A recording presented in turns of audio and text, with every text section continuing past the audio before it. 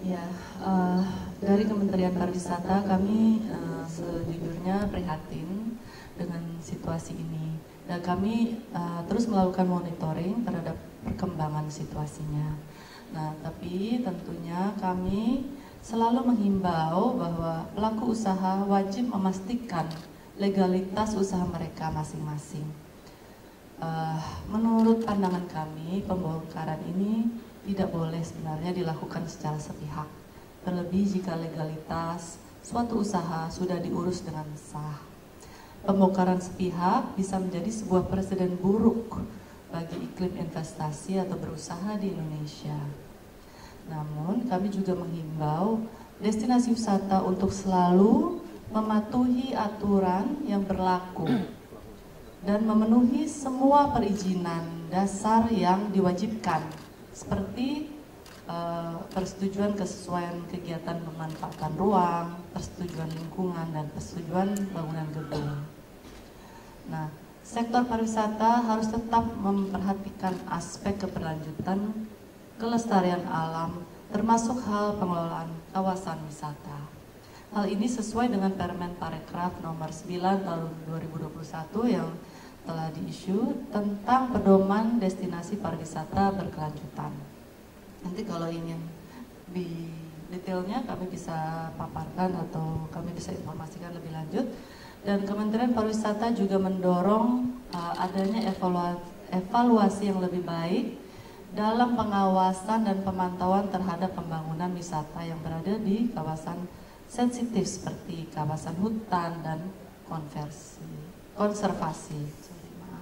Pemerintah pusat dan daerah harus bekerja sama untuk memfasilitasi perkembangan pariwisata yang ramah lingkungan dan berkelanjutan.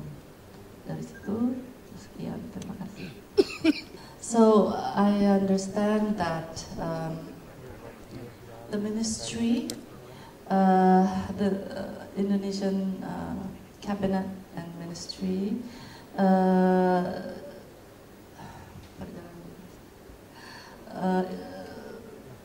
yeah, very large and so many destinations to promote, but we have RPJMN by Bappenas, Borobudur and Yogyakarta area, and also that is our super priority destination.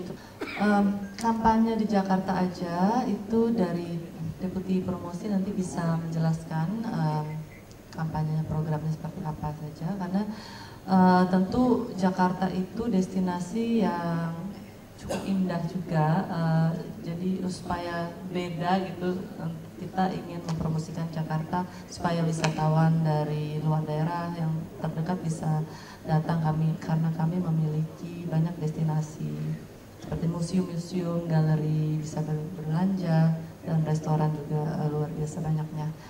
Jadi itu program kami nanti akan dielaborasi oleh Ibu Deputi, Ibu Made, mengenai penurunan okupansi hotel. Tadi kami sudah bahas di topik sebelumnya.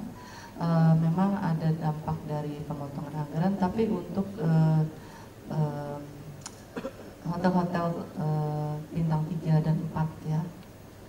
Tapi kami seperti kita tadi sudah bahas, kita kolaborasi dengan mitra-mitra dan terus menggenjot promosi kami. Harusnya kita bisa meningkatkan lagi okupansi. Tapi bukan karena program wisata di Jakarta saja, bukan program itu yang membuat destinasi okupansi rate-nya itu turun itu.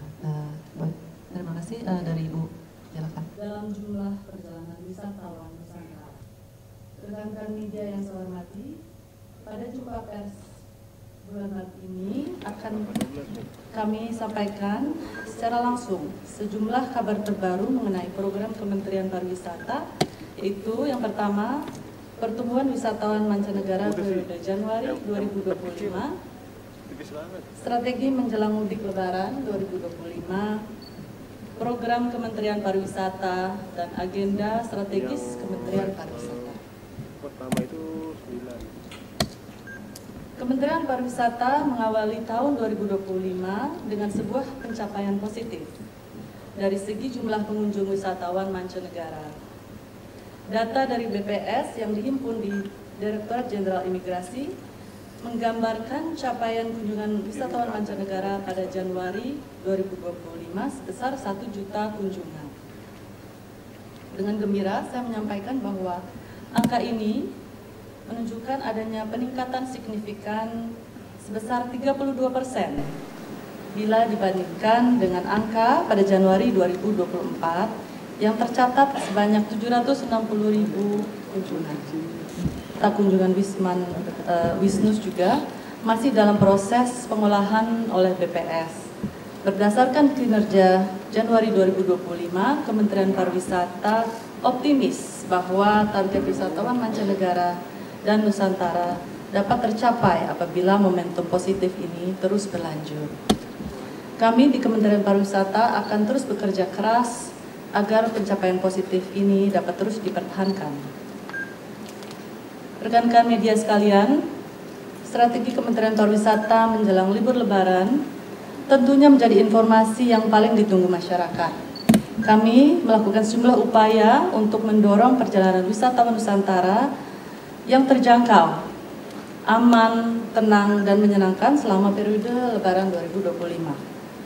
Sebagai implementasinya, pemerintah telah berhasil menurunkan harga tiket pesawat domestik kelas ekonomi di seluruh Indonesia sebesar 13 sampai dengan 14% dengan pemesanan dimulai tanggal 1 Maret 2025 dan periode perjalanan antara 24 Maret hingga 7 April 2025.